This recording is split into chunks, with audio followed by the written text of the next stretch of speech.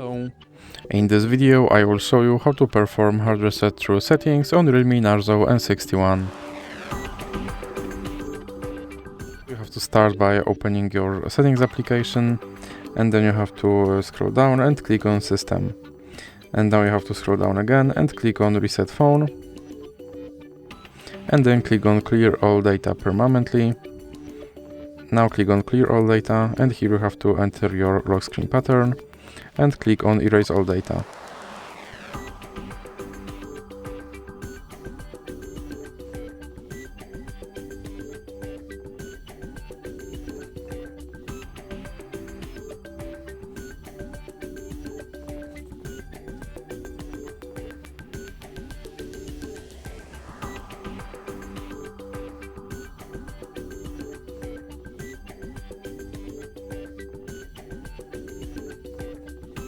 And now, as you can see, my phone is back to its factory settings and I have to do phone setup all over again.